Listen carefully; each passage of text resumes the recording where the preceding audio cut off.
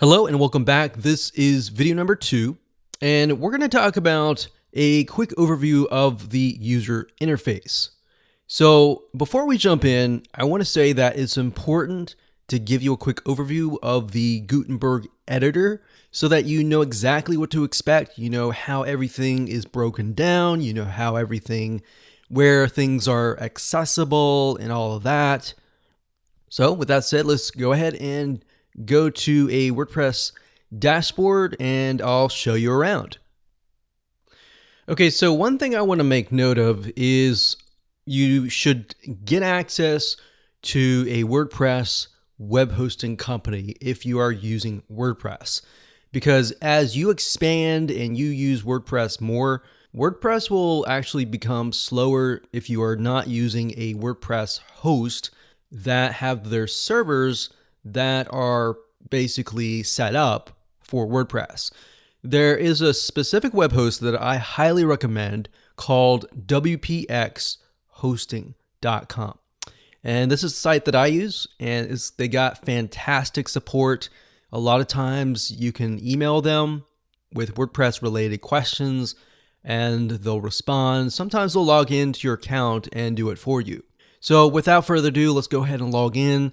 And I'm going to find a test site that we can use, and we'll see you in the dashboard.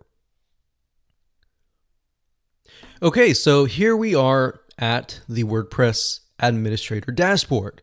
What you want to do is you want to go to a post or a page. It really doesn't matter what you use. So you can either go to posts, you can click add new, or you can go to all posts and find a post, an existing post, and edit that. It doesn't really matter. So we are going to create a post in terms of this example. And to do that, we'll click on add new. Okay, so the way things are laid out is once you have gotten in here, this right here is the Gutenberg editor.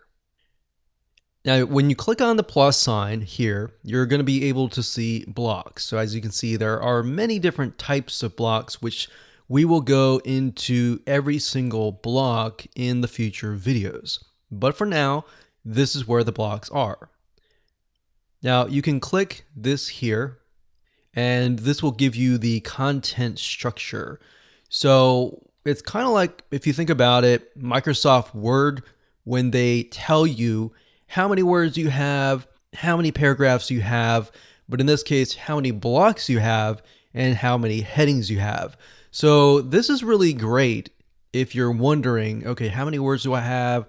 And if you're writing an article and you're trying to stick with a certain amount of words, this is really great to have. And then of course, we have this here, which is the block navigation. So as you begin to add more blocks, it will add those blocks here. So right now, as you can see, there is simply just a heading block right here. So all you have to do is type in the title, so title here, and then you can put the heading. So the title here will actually become your page title. And then the heading here will actually become your post or page. So in other words, if I name this title here and I click on publish, what's going to happen is the permalinks, it will change to yourdomain.com/title-here. So if I had the word, this is a great day, this is a great day, then what will happen is when I click publish, it'll create yourdomain.com/this is a great day. All right. So that's what I mean by page title, and that's the difference between this and this, all right? Now, I'm not going to go into too much depth because I don't want to overwhelm you. We're going to dive in at a later time. So if we move on over here, this is the sidebar. This allows you to control permalinks, categories, tags, and other features as well. And you'll begin to see as I begin to edit blocks and add blocks and all of that, the sidebar will actually change. All right.